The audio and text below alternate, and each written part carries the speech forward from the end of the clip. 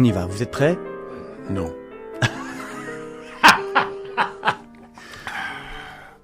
Et maintenant, vous êtes prêts, Alain ? Oui.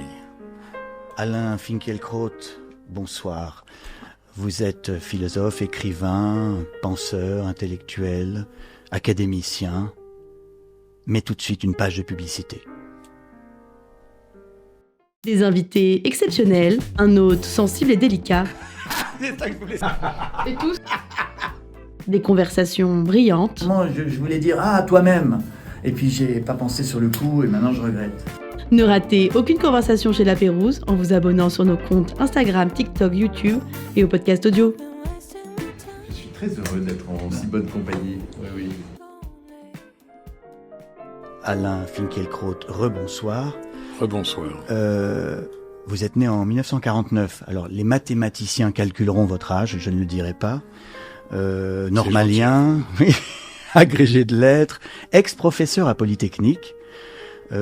Mais dans toutes les étiquettes que j'ai énumérées avant la pub, philosophe, essayiste, écrivain, penseur, académicien, intellectuel, quelle est l'étiquette qui vous rebute le moins ? Bon, aucune vraiment ne me rebute. Je dirais pas, évidemment, celle que je voudrais mériter, sans savoir si je le peux, c'est écrivain. Quelle humilité. Mais non, mais c'est la vérité.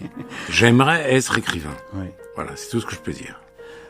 Un soir, tard, Michel Houellebecq m'a dit quand je n'ai pas d'avis sur l'actualité, j'écoute Alain Finkielkraut. C'est-à-dire que vous êtes, pour moi, rien de tout ce qu'on vient de dire, mais une vigie. Il y a des gens qui savent pas quoi penser. C'est souvent mon cas. Et quand je vous écoute, j'écoute réplique, tout d'un coup, je suis un peu éclairé. Je suis pas toujours d'accord, mais vous êtes un éclaireur peut-être, tout simplement. Écoute, ça c'est pas à moi de le dire. De toute façon, je n'ai pas d'avis sur tout. Il m'arrive aussi d'être perplexe, de vouloir être éclairé.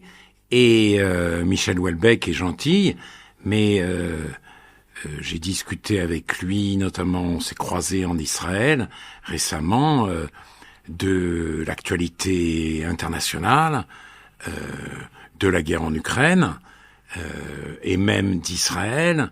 J'émettais des critiques assez sévères du gouvernement israélien. Il m'écoutait sans du tout être convaincu. Oui. Et sur la guerre en Ukraine, il me répétait « ce n'est pas ma guerre, ce n'est pas ma guerre ». Donc je n'ai pas réussi à convertir Houellebecq à tous mes combats. Vous venez de déclarer d'ailleurs au Figaro Magazine, en matière intellectuelle, je suis non-binaire. Oui. Pouvez-vous développer cette idée ? Oui. Donc vous êtes centriste, que se passe-t-il ? Non. Pour le reste, je suis vraiment binaire. Je suis binaire. Vous voulez dire au niveau... Je crois beaucoup à la différence du sexe sexuelle. masculin. Je crois beaucoup à la différence des sexes. Je ne comprends rien à cette déconstruction généralisée, d'ailleurs, qui a valu à Trump d'être élu. Trump a été élu parce que les gens se sont révoltés contre cette déconstruction de la différence des sexes. Et ce qui est très intéressant, c'est que le tweet de Trump qui a eu le plus de succès était celui-ci: Kamala Harris est pour Yale, Trump est pour vous. Donc il a incarné le sens commun, alors même qu'il piétine la décence commune. C'est le grand paradoxe américain. Je suis non-binaire en politique.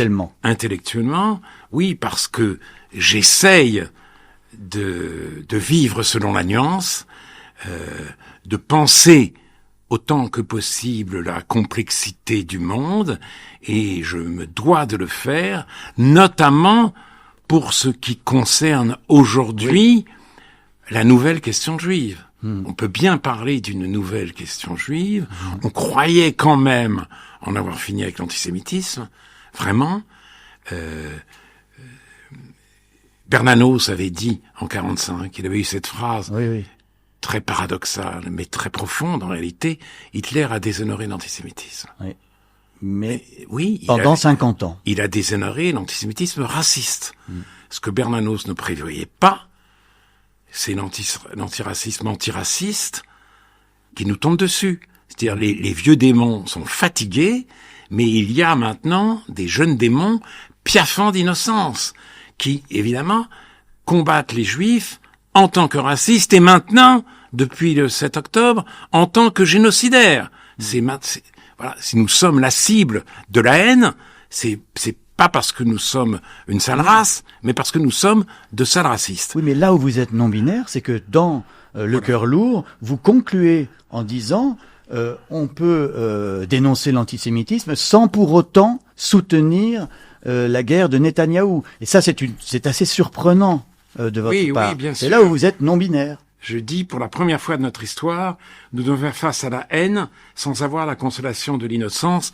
C'est cela le cœur lourd. Oui, parce que je ne peux pas, si vous voulez, me réfugier en quelque sorte dans l'antisémitisme qui fait rage pour justifier n'importe quoi. Et pour m'aveugler sur ce que un historien israélien, Saul Friedlander, appelle les répugnants fanatiques du gouvernement israélien. Je me dois de me tenir sur la ligne de crête, de dire les deux choses. Oui. Et d'ailleurs, certains juifs particulièrement énervés me le reprochent aujourd'hui. Mais oui, aujourd'hui, mais au fond, il faut remonter en arrière. C'est ce que fait ce livre. Il faut remonter à vos premiers engagements. Peu de gens savent que vous étiez d'extrême gauche, vous étiez maoïste. J'ai du mal à le croire, mais c'est pourtant ce que vous dites. Alors dites-moi si c'est faux. Vous écrivez même « Je me suis mis à utiliser le mot camarade ». Et peut-être que ça date de cette époque-là que vous me dites « Peut-être vous avez trouvé ce moment-là ridicule quand vous disiez camarade ». Mais ce moment ridicule, parce que c'était un grand moment de conformisme social. Il y a un jeu de mots, je sais pas comment dire, de Philippe Muret, qui est absolument délicieux. Oui. Nous étions les mutins de Panurge. Oui. Voilà, c'est ça aussi 68, pas seulement. Donc je disais camarade, comme tout le monde. J'ai été maoïste parce qu'il fallait bien être quelque chose. En plus, après, je me suis encore radicalisé pendant quelques années. Mais, à ma décharge, je dirais que je n'ai jamais lâché Israël, parce que l'antisionisme commençait à faire des ravages. Nous étions après la guerre de 67, le moment où, pour beaucoup, Israël n'était plus un pays de survivants et de pionniers, mais un pays de conquérants et d'impérialistes. Mais j'ai tenu bon pendant toute cette période, malgré mon gauchisme, sur Israël. Et bien entendu, j'ai évolué, j'ai vieilli, j'ai été en contact avec la pensée d'Europe centrale, Miłosz, Brandeis, et surtout parce que je l'ai rencontré Kundera, et donc je suis passé d'un printemps à l'autre, le mai 68 au printemps de Prague, sur lequel Kundera m'a éclairé, en me montrant que ce n'était pas un moment de lyrisme révolutionnaire comme mai 68, mais de scepticisme post-révolutionnaire. Oui. Il ajoutait que c'était la révolte populaire des modérés et qu'il s'agissait non pas d'abattre la culture, la vieille culture, mais de défendre la culture, aussi bien le christianisme que l'art moderne. Donc tout ça m'a vraiment ouvert les yeux. J'ai changé à partir de là. Un autre penseur d'Europe centrale, Kolakowski, m'a fait découvrir son credo, comment je suis conservateur, libéral, socialiste. Je reprends aujourd'hui ce credo à mon compte. Conlisoc, conservateur, libéral, socialiste, si on veut faire comment on appelle ça, vous êtes académicien, un acronyme. Un acronyme, oui, c'est vrai. Oui. Conlisoc, c'est un mot assez laid, hein. Donc il suffit de dire conservateur, libéral, socialiste pour que ce soit beau. On a le temps, oui. Et pourquoi pas conservateur, libéral, progressiste, conlipro? Ah, parce que je ne suis pas progressiste. Non, je ne suis pas progressiste. Le progrès, c'était vraiment le grand programme de la modernité, c'est-à-dire une science devenue efficiente pour améliorer le sort des hommes. C'était le progrès de Descartes et de Francis Bacon. Se rendre comme maître et possesseur de la nature pour que les hommes vivent mieux. Oui. Bien, alors, il reste quelque chose de ce programme avec le développement de la médecine, mais pour le reste, le progrès est devenu un processus implacable et incontrôlable. On ne sait pas comment l'arrêter. Voyez l'intelligence artificielle. Oui.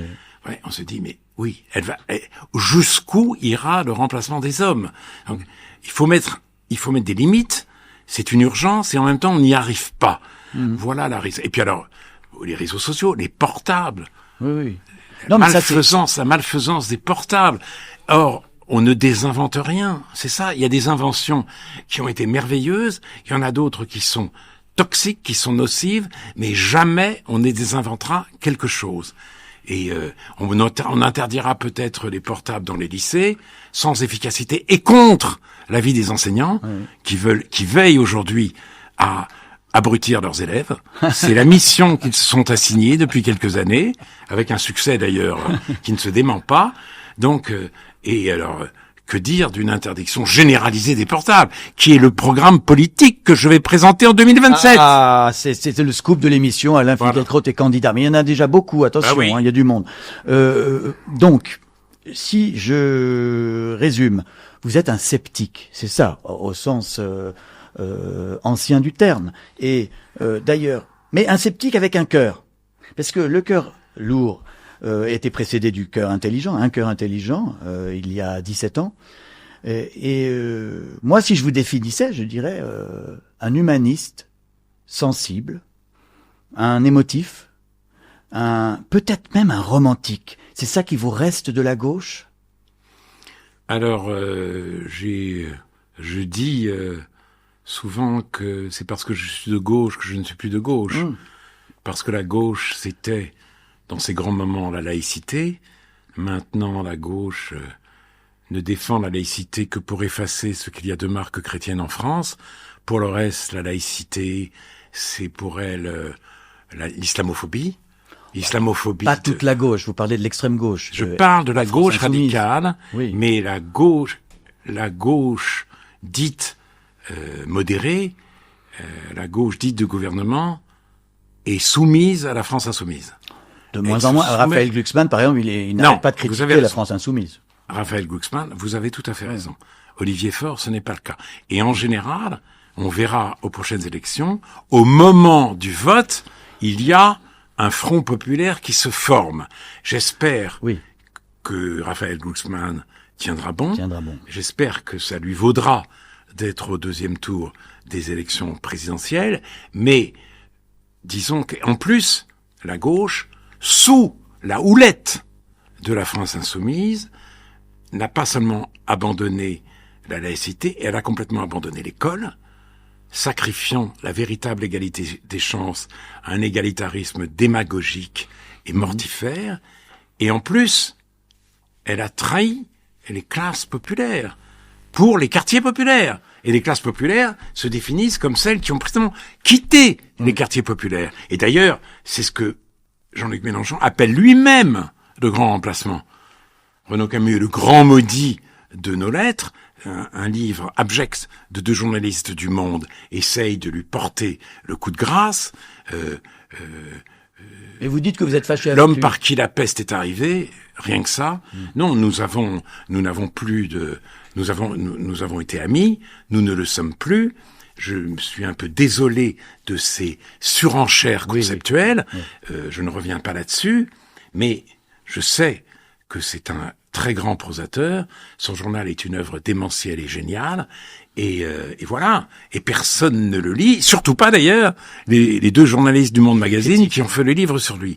Donc, et en tout cas, son grand remplacement, si vous voulez, c'est devenu le thème du jour. C'est-à-dire, c'est Zemmour et c'est Mélenchon. Sauf que quand on le dénonce comme Renaud Camus, on est un paria. Et quand on le célèbre, eh ben voilà, tout va très bien pour vous. Donc, c'est vrai, la gauche est terriblement C'est la gauche qui a changé, aujourd'hui. pas vous. Voilà, Hein? c'est ça, c'est la gauche qui a changé et pas Ah oui, vous. c'est ça, exactement. Voilà. Vous dites Alors, comme... évidemment, j'ai aussi un peu changé. Et d'ailleurs, j'ai changé par rapport à un slogan de 68. Un slogan de 68, c'était « Cours camarade, le vieux monde est derrière toi ». Puis à un moment, je me suis rendu compte que ce pauvre vieux monde, il n'était pas du tout oppressif.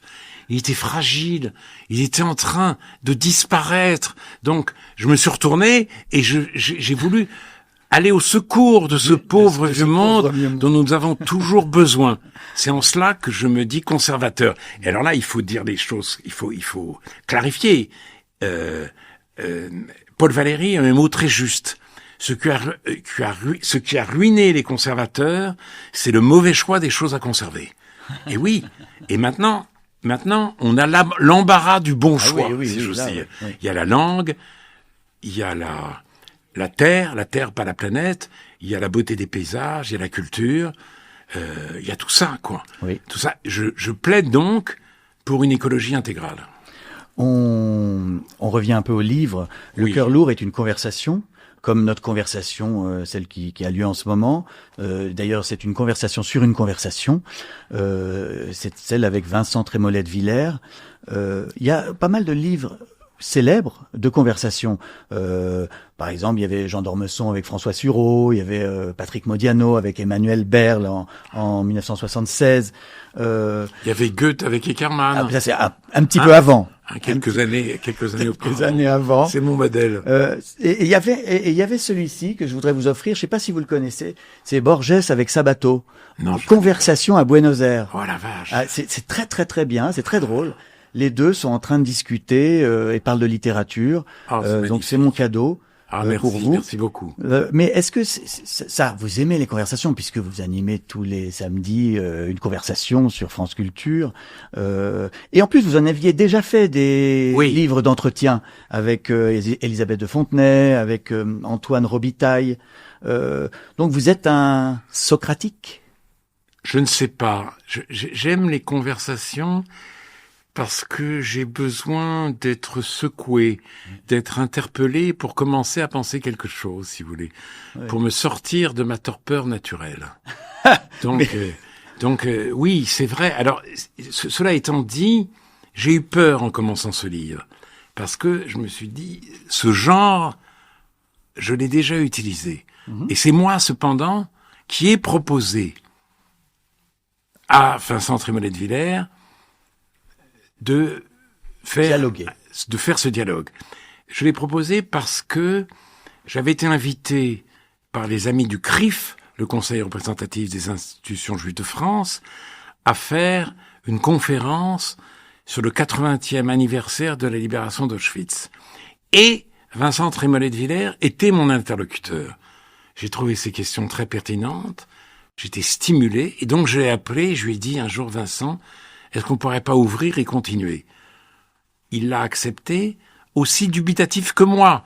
Donc, on y allait, pas tout à fait reculons, mais avec une certaine inquiétude, voire méfiance.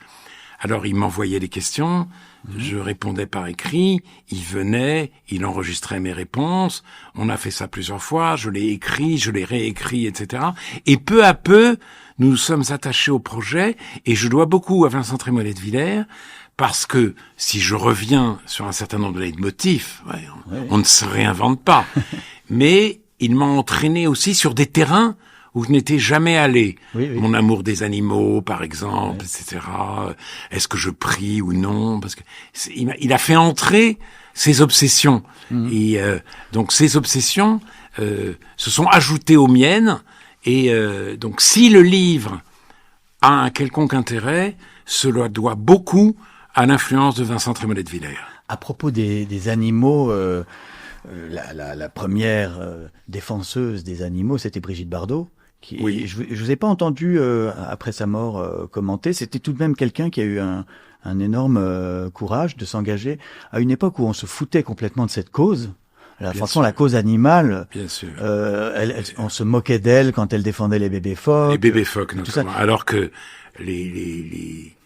la manière dont les bébés phoques étaient assassinés, il n'y a pas d'autre mot, était vraiment abominable. Et ça, effectivement, à cette époque-là, Brigitte Bardot était un sujet de moquerie, et j'ai vu récemment un film sur elle, et c'était avant sa mort d'ailleurs, et sa fondation.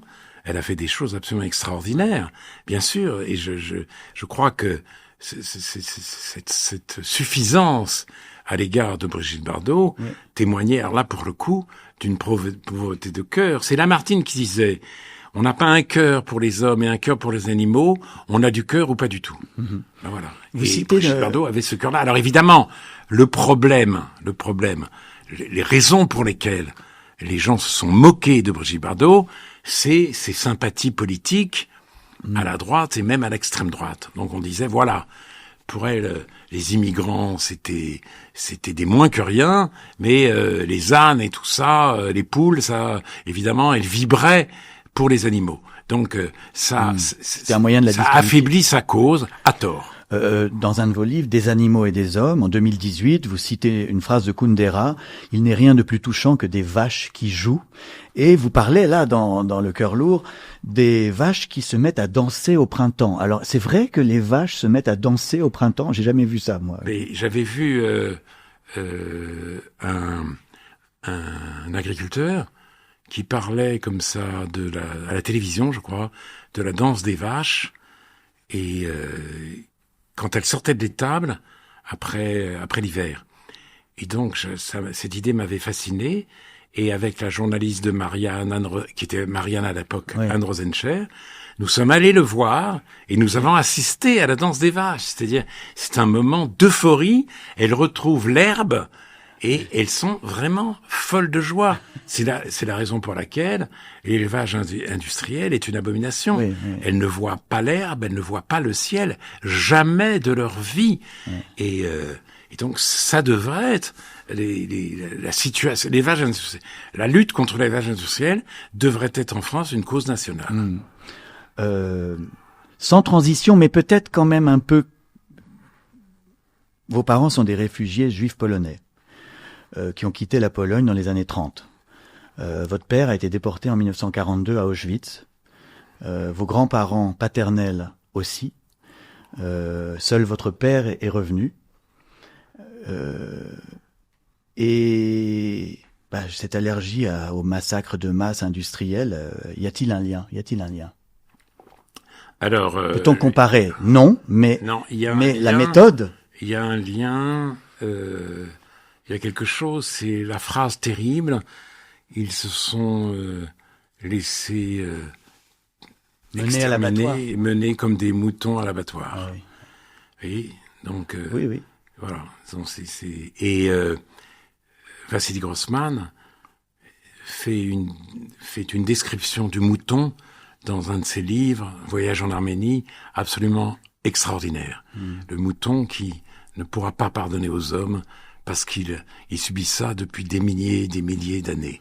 Donc oui, il y a un lien. D'ailleurs, ce que montre Elisabeth de Fontenay dans son livre Le silence des bêtes, c'est que les grands écrivains et les grands penseurs juifs ont établi ce lien.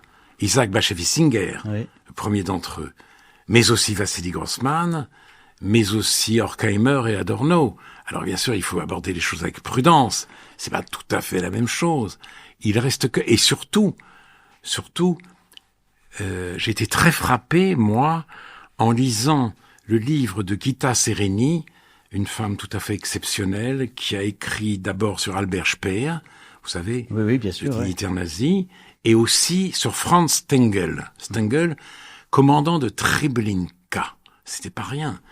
Et elle l'a longuement interrogé en prison, etc. Et Stengel dit que le moment où il a pris conscience complètement de l'horreur à laquelle il avait participé, c'est dans un train en Argentine. Le train s'est arrêté et il a croisé un train avec des vaches. Ouais. Des vaches. Et il les a regardées. Et il a dit, les vaches avaient les mêmes yeux que les déportés quand on les menait aux chambres à gaz. Ouais. Et il a été abasourdi lui-même par son propre constat. Donc oui, il y a une relation à établir, bien sûr. Vous êtes donc le fils unique de deux traumatisés. Oui, alors ma mère a quitté la Pologne pendant la guerre. Oui, elle n'a pas été et dans les camps. Elle s'est réfugiée dans la gueule du loup, c'est-à-dire en Allemagne avec de faux papiers. Après quoi, elle allait être découverte, donc elle a pris la fuite. Elle a traversé la frontière sans papier, dans des conditions terribles.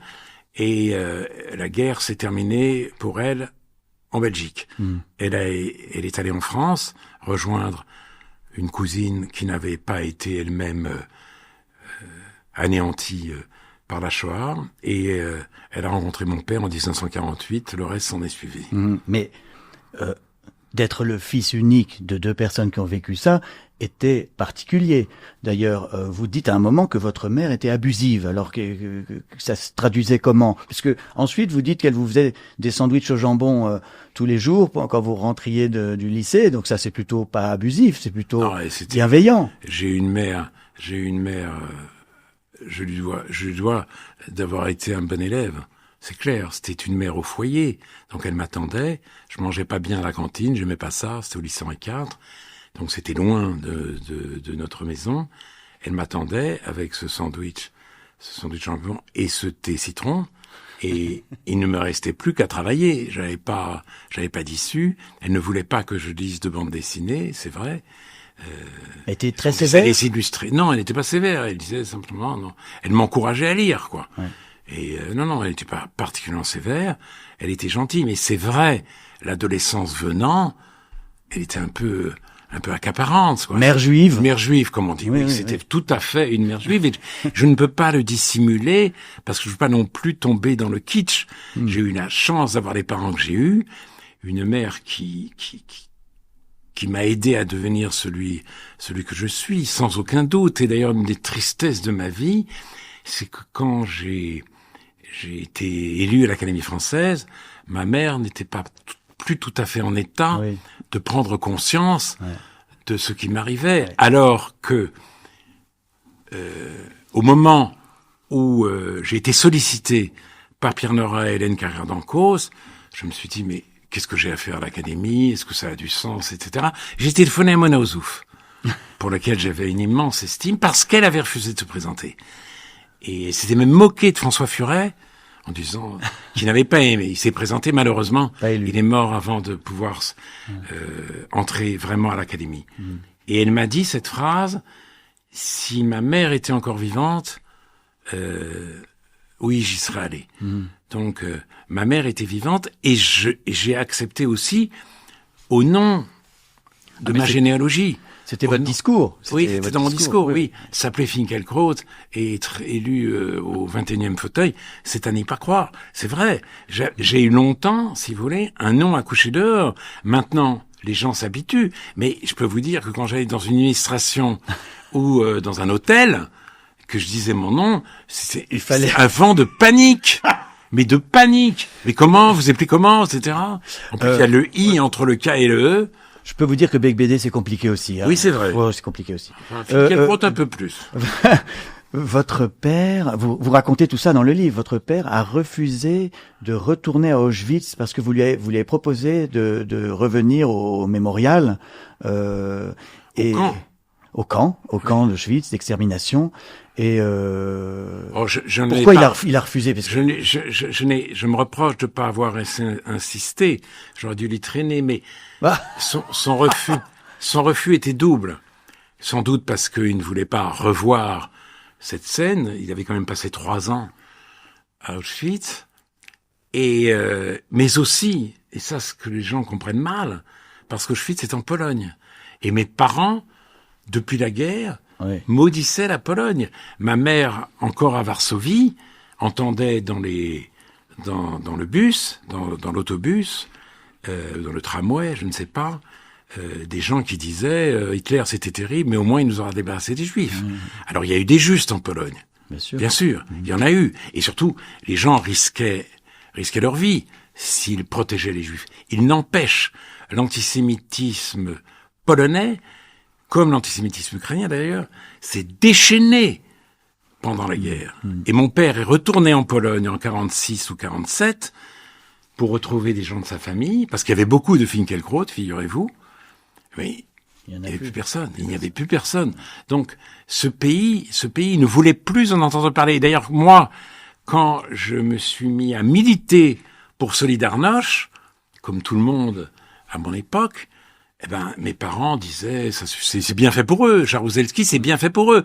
Et je suis allé même avec des amis sur une île danoise de Bornholm, où nous avons fait parvenir des ballons en Pologne avec un message du pape. Et d'ailleurs, c'était un fait d'armes important parce que un représentateur de la télévision polonaise a montré un de ces ballons pour dire quelle ignominie nous avions commise. Mais mes parents disaient, mais qu'est-ce que tu fais? Mais pourquoi tu fais ça? Enfin, d'un autre côté, ils ne l'ont pas interdit, il était trop tard. Mais voilà, moi, j'ai essayé d'assumer leur héritage tout en prenant en compte la nouveauté de la situation actuelle. Bien sûr. Vous dites, la première fois que vous avez eu une carte bancaire et tapé votre code et qui avait écrit « code bon », là, vous avez ressenti ça comme une victoire sur l'adversité. Et tous les jours, à chaque fois dans un taxi ou restaurant que j'ai code bon, je me dis, j'ai pas encore Alzheimer. J'ai pas encore Alzheimer. Mais alors, ouais. C'est mon obsession. Je vis avec ça tous les jours. Mais de temps en temps, la nuit, je me réveille et je cherche un nom et je le trouve pas. Ah. Et ça me donne une insomnie. Et alors, c'est pas des noms c'est des noms un peu bizarres. D'ailleurs, j'oublie le prénom là. Delahousse, c'est quoi son prénom? Laurent. Laurent. Ouf, ça va, je suis encore en bonne santé. J'ai eu une insomnie pour Laurent Delahousse. Ah oui, il sera heureux de l'apprendre. Oui.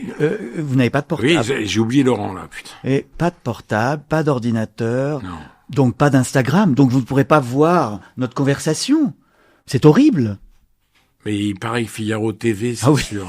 Oui, le Figaro TV, vous pourrez le voir. Oui, quand sur même. Le canal 34. Mais je suis un tricheur, vous savez, parce que ma femme a un téléphone portable, elle a Internet.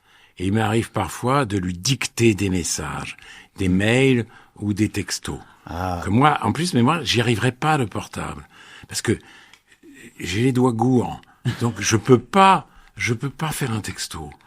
Donc, si je me retrouvais tout seul, je mourrais de faim. Le jeu devine tes citations. Je vais vous lire des phrases de vous tirées de toute votre œuvre. C'est un test d'Alzheimer. Vous allez pouvoir, on va voir. Je l'ai déjà, j'ai pas trouvé Laurent. On va voir. Où avez-vous écrit? Ah ben, on l'a déjà lu en plus. C'est facile. J'aime beaucoup cette phrase. Nous devons faire face à la haine sans avoir la consolation de l'innocence. Bon. Le cœur lourd. Le cœur lourd 2026. On en a déjà parlé. Mais quand même. Donc, Israël n'est pas coupable de génocide à Gaza. Ah, Dieu sait. Mais coupable de quoi alors? De disproportion? On peut dire ça? C'est une guerre. Réaction disproportionnée? C'est une guerre sans doute disproportionnée, mais écoutez là, il faut regarder les choses en face. Israël Zangwill, l'un des pères fondateurs du sionisme, a dit en 1903, après le pogrom de Kishinev, la seule solution à la question juive, c'est de sortir les Juifs de Russie et de les installer dans un terreau qui leur appartienne. 1903. Ce terreau, ils l'ont. Et en 2023, il y a eu en Israël, c'est-à-dire là où ils étaient protégés, un massacre. Un massacre. Beaucoup plus abominable que celui de Kishinev, 45 morts. Voilà.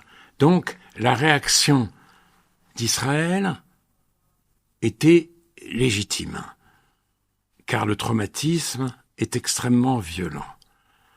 Mais, cela n'excuse en rien ces répugnants fanatiques dont je parlais tout à l'heure, cela n'excuse en rien Bezalel Smotrich, ministre des Finances, qui, interrogé sur un acte terroriste commis près du village palestinien d'Ouara,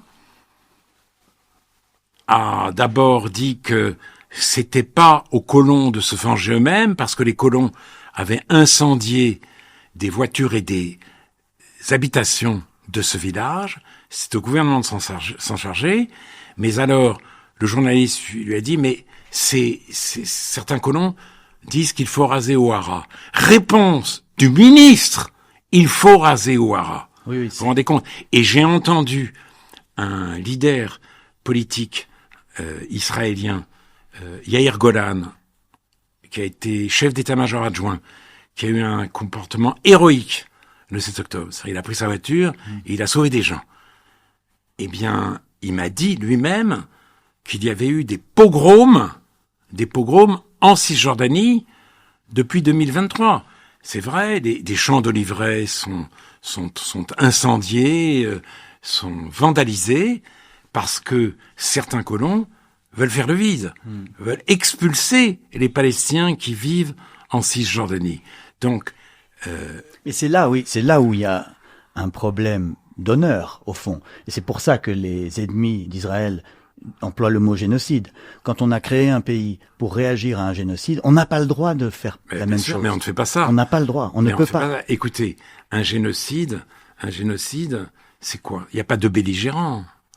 Biafra, il n'y avait pas de Hamas biafrais, il n'y avait pas de Hamas arménien, il n'y avait pas de Hamas Tutsi, oui. Et il n'y avait pas de Hamas Non, bien juif. sûr, mais et donc d'une part, et d'autre part, que se passerait-il si le Hamas déposait les armes? Que se serait-il passé il y a 1 an, 2 ans, 3 ans? La guerre se serait arrêtée tout de suite. Pensez que les combattants du ghetto de Varsovie avaient le choix de déposer les armes? Non. Vous pensez que mon père, à Birkenau, il cachait un otage sous son chalit? Non. Donc, cette comparaison n'a qu'un but. Disqualifier. Nazifier les Juifs. Pas seulement les disqualifier, les nazifier. Vous êtes des nazis. Et c'est terrible parce que on pensait que la mémoire nous protégeait contre le retour du pire, et maintenant c'est au nom de la mémoire que le pire s'annonce. Parce que si on nous attaque, si on nous moleste, et même si on nous tue, c'est après avoir au préalable cousu une croix gammée sur notre chemise ou sur notre veste. Pas une étoile jaune, pas une étoile jaune, une croix gammée. C'est quand même absolument effrayant. Non, bien sûr, mais en 1903, donc, il y a quelqu'un qui dit qu'il faudrait avoir un État. Oui. Est-ce que c'était cet endroit le meilleur choix? Vous savez, Paul Auster, juste avant de mourir, dans une correspondance avec J.M. Coetzee, Paul Auster, écrivain juif américain, il dit on aurait dû aller dans le Wyoming. C'est une blague, bien sûr. Mais le Wyoming, c'est un État magnifique. Moi, j'y suis allé. C'est sublime. C'est l'État le moins peuplé des États-Unis. Aujourd'hui, si Israël était là, mais ce serait fantastique. C'est étonnant ce que vous disiez cela, parce qu'en fait, Israël Zangwill, justement, a choisi, contre le sionisme majoritaire, l'option qu'on a appelée territorialiste. Et d'ailleurs, il y a un très beau livre qui vient de sortir, que je vous conseille, d'une jeune romancière, Rachel Cockrell, une Anglaise. Donc ça s'écrit pas comme France Insoumise. Et 23 Marbury Road, je crois. Et c'est un livre fait uniquement de citations, mais qui reprend l'histoire du sionisme depuis ses débuts.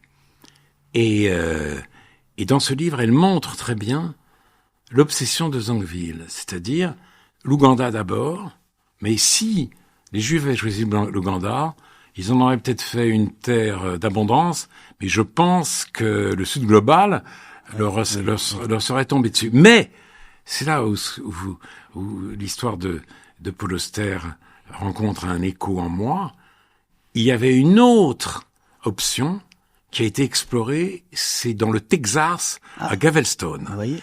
Et donc beaucoup de Juifs qui émigraient de Russie vers New York, parce que New York, il y avait déjà beaucoup de Juifs, ont été au Texas. Poussés au Texas. Ça, alors. Donc la solution a été recherchée, mais elle ne pouvait pas être durable parce que le sionisme est un mouvement neuf qui s'appuie sur une longue tradition. Oui, Alt-Neuland, disait magnifiquement Theodor Herzl, pays vieux jeunes. Donc, si je t'oublie, Jérusalem, c'est une prière juive depuis l'origine. Donc, si vous voulez, le sionisme est un retour. Et c'est un retour. Et c'est pour cela qu'il a eu le succès qu'on a connu. Et c'est là qu'il y a aussi une difficulté. Parce que Hébron, c'est une ville qui résonne. Jéricho aussi, Naplouse aussi, pas Tel Aviv. Tel Aviv a été fondée en 1909. Donc, les territoires occupés, pour les Juifs, c'est pas la Cisjordanie, c'est la Judée-Samarie. Donc, certains pensent que le retour a enfin eu lieu en 1967. Et la grande difficulté, c'est de dire, il faut céder ces territoires, c'est indispensable, et parce que sinon, c'est la mort. La mort est pour les Juifs et pour les Palestiniens, la promiscuité meurtrière. Il faut instaurer en Israël un gouvernement de séparation nationale. Mais, pour les raisons que je viens de dire, ce sera très difficile. C'est indispensable et difficile. Alors, on continue les citations, donc des phrases de vous. Test de mémoire. La vie avec la pensée cède doucement la place au face-à-face terrible et dérisoire du fanatique et du zombie. La défaite de la pensée. Oui, la défaite de la pensée, il y a 40 ans. Oh non, arrêtez de dire ça, c'est pas 40 ans. Donc, pas vrai. 40 ans, c'est mon âge. Non, mais ce qui est marrant, c'est je peux plus écrire le jour de ma naissance. C'est un compliment. Ça veut dire qu'il y a 40 ans, vous imaginiez déjà qu'il y aurait d'un côté des fanatiques et de l'autre des zombies. Et c'est la situation actuelle. Tout à partout. fait, d'accord. Et d'ailleurs, vous avez trouvé un terme assez brillant aussi pour qualifier ça. Il y a d'un côté le politiquement correct et de l'autre le politiquement abject. Hein, les woke et Trump, vous voyez. Donc, une autre phrase de vous. Pour l'instant, vous avez bon tout le temps. Hein. Le mensonge s'installe, la laideur se répand, l'art est en train de perdre la bataille. Ça pourrait être dans beaucoup de vos livres. Hein. L'après-littérature. Oui, l'après-littérature 2022. Incroyable, Alain Finkielkraut. Je parle comme un commentateur sportif. Oui. Non, alors cela dit, quand vous dites que on est passé dans l'après-littérature, le prix Goncourt de Laurent Mauvignier est à 550 000 exemplaires. Alors là, je vais vous dire... Et c'est un livre difficile à lire. Oui, d'ailleurs, c'est mon seul reproche à Frédéric Beigbeder critique. Oui, c'est vrai que j'ai pas aimé. J'achète le Figaro Magazine. Quand je suis pas en couverture, je me précipite sur les articles de Frédéric Beigbeder. J'adore ce que vous écrivez. Et là, sur Mauvignier, j'étais triste parce que vous étiez sévère, presque méchant, alors que pour moi, j'ai lu ce livre avec un intérêt passionné et j'ai aimé l'ambition de traverser l'histoire du XXe siècle. J'ai aimé tous les personnages. Ouais. Vous l'avez même reçu, les personnages masculins, cette femme, bon, il y a cette femme, et sur sa grand-mère ou sa grand-mère, je sais pas, qui voulait être pianiste et que son père arrête dans ses études et il lui offre un piano et en même temps il la marie, et c'est terrible. Mais surtout, son mari, Léon, n'est pas un monstre. C'est un homme qui a quand même beaucoup de sensibilité. Tout cela m'a plu et j'ai vu que vous l'avez dégommé. Je suis pas le seul. Non. Mais c'est vrai que je suis passé à côté, mais ça arrive. Oui, non, et surtout, et là où je vous rejoins, c'est que ce livre fait du bien parce qu'il est exigeant, surtout d'ailleurs les 50 premières pages. Il faut s'accrocher. Oui. Et les gens se sont accrochés. C'est un immense succès. Des centaines de milliers d'exemplaires, de même d'ailleurs que Kolkhoz, deux gros livres exigeants. Le mien est exigeant et bref, donc j'espère qu'il aura le même succès. Mais je suis vraiment... je me dis oui, tout n'est pas perdu. Oui, voilà, vous écrivez l'art est en train de perdre la bataille, c'est faux. Voilà. Alors, on continue. Je dirais pas comme ça, mais on continue. Une autre phrase de vous, à 20 ans, dans le match Sartre-Camus, je rêvais plutôt d'être Roger Nimier. Ah, c'est un piège. C'est une phrase de Vincent Trémollet-Villers. Dans Le Cœur le Haut. Voilà, oui. Et oui, c'est curieux. Ça, nous faisons de deux univers très très différents. Et lui est plutôt de ma génération, en fait. C'est ce qu'on appelle la génération X. Nous, c'était, oui, effectivement, les hussards, la dérision, l'insolence, la fête, la mort des idéologies. Oui, mais d'abord, Vincent Trémollet-Villers, je crois, vient d'une famille vraiment de droite. Et je pense qu'il a fait aussi un chemin personnel, d'autant plus que, comme il le dit dans cette préface, le jour où nous sommes rencontrés, c'était pour un entretien sur Camus pour le Figaro Magazine. Et Camus, c'était déjà, si vous voulez, la lutte contre l'idéologie. Pas les idéologies. L'idéologie, c'est-à-dire la logique d'une idée, pour reprendre l'expression de Hannah Arendt, et l'idéologie dans les années 50, c'était le communisme, la lutte des classes. Voilà, il n'y avait rien d'autre, et Camus ne raisonnait pas en ces termes. L'homme révolté est un livre absolument admirable, puisque il essaye de réconcilier la révolte et la mesure, ce que ni Sartre, ni André Breton d'ailleurs ne lui ont pardonné. C'était une cible de toute la gauche, et il devient l'un des premiers grands penseurs des limites. Et il y a aussi cette phrase de Camus dans son discours au Nobel: toutes les générations se croient vouées à refaire le monde. La nôtre, la tâche de la nôtre est différente, mais non moins noble, empêcher que le monde ne se défasse. Pour moi, cette phrase est un viatique. Les chefs-d'œuvre sont intimidants. Où avez-vous écrit ça? Oui, vous avez 100%. Alors, je confirme qu'Alain Finkielkraut n'est pas atteint de la maladie d'Alzheimer, du moins à ce jour. À ce jour. Au prochain rendez-vous, je dis pas. J'en avais une dernière. Je ne suis pas réactionnaire, je suis catastrophé. Ça pourrait être le mot de la fin. Merci beaucoup, Alain Finkielkraut. Ah, il y avait quelques questions du questionnaire. Vous voulez qu'on fasse le questionnaire? Est-ce qu'on a le temps? Oui, on a un peu de temps pour faire. Alors, vous avez préparé vos réponses, c'est bien. Non, j'ai préparé vos questions. Elle est bonne, celle-là. Pourquoi un jeune devrait-il lire votre livre au lieu de scroller? Si un jeune, ou un vieux d'ailleurs, parce qu'il paraît qu'ils sont nombreux à le faire, scroll sur TikTok, ils deviendront complètement hébétés. Donc, il faut d'urgence qu'ils se déconnectent, et là, ils peuvent lire le bottin s'ils veulent. Ce sera déjà mieux que scroller sur TikTok. Que savez-vous faire que ne sait pas faire ChatGPT? D'abord, cette conversation avec Frédéric Becbédé, écrire le cœur lourd. Je crois que ChatGPT, c'est très bien vous informer, mais jusqu'à preuve du contraire, ne sait pas réfléchir. J'ai été l'autre jour invité à un colloque organisé par Renaissance de Gabriel Attal, et bizarrement, on était quelques-uns, Patrick Martin, le patron des patrons, Michel-Édouard Leclerc, une représentante de l'écologie, à nous exprimer dans cette tribune, dans ce plateau, et tout d'un coup, de l'écran, ont jailli des questions, et on m'a dit c'était ChatGPT.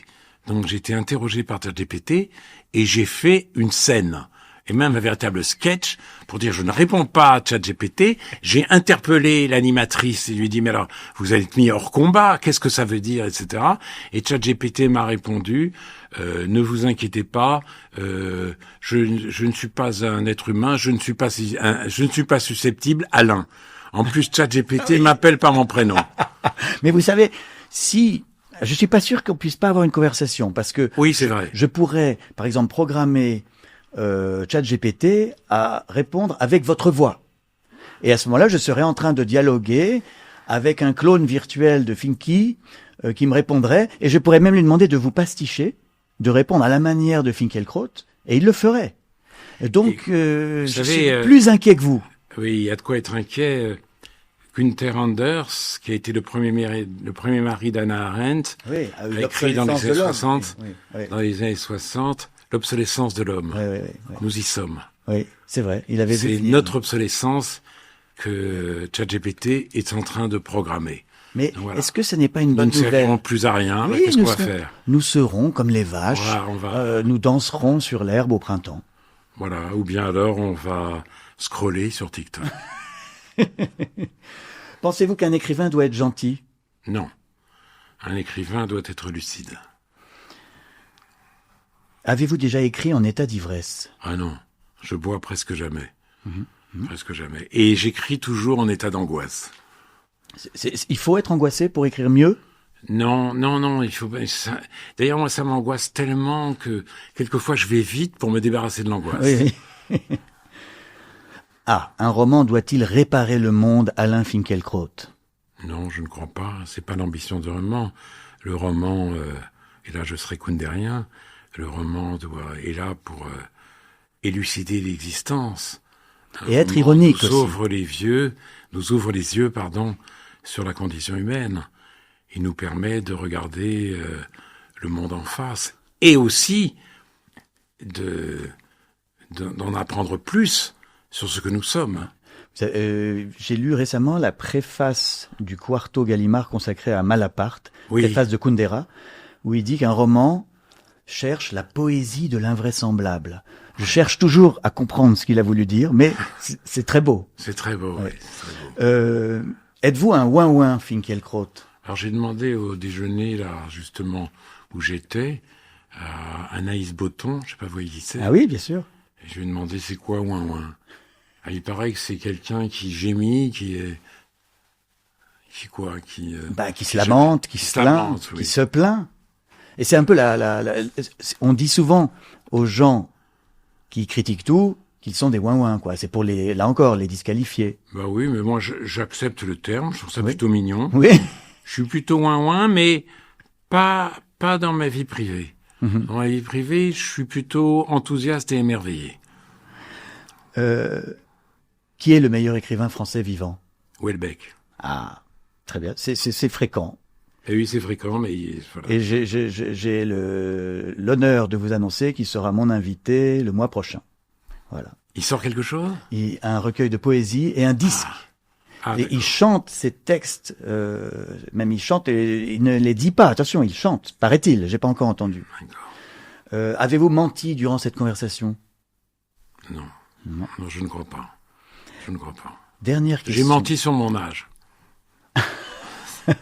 La question Fahrenheit 451. Je sais pas si elle est sur votre liste. Si. Si les livres étaient interdits, brûlés par les pompiers, et qu'il fallait en apprendre un par cœur, qui devient votre prénom, lequel choisiriez-vous? Alors écoutez, j'ai pas une mémoire d'éléphant, même si l'éléphant est mon animal préféré. Ah, c'est plus la vache? Ils naissent. Non, j'hésite entre l'éléphant et la vache. Mais les éléphants naissent avec des rides. Ah, Ils ont un côté juif, ils sont vieux. Ils sont Oui. vieux. Nous, on est un vieux peuple.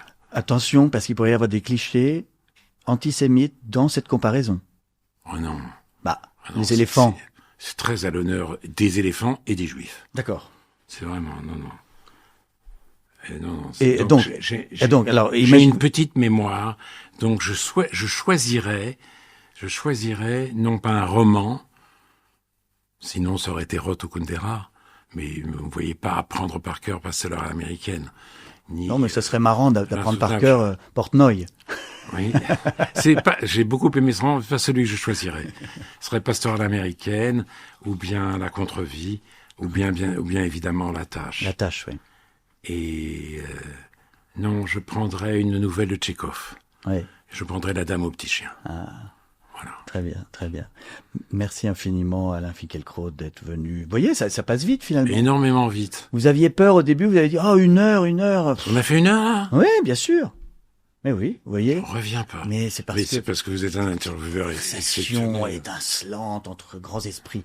Merci infiniment. Merci à vous, Frédéric Euh, Becquelet. j'ai une phrase j'ai trouvé une phrase de Victor Hugo qui clôt bien cette émission ambitieuse. Lire, c'est boire et manger. L'esprit qui ne lit pas maigrit comme le corps qui ne mange pas. 1840. Pas besoin de commentaires. Non, mais je voudrais pas grossir parce que je lis. Ça m'énerverait énormément. Bonsoir.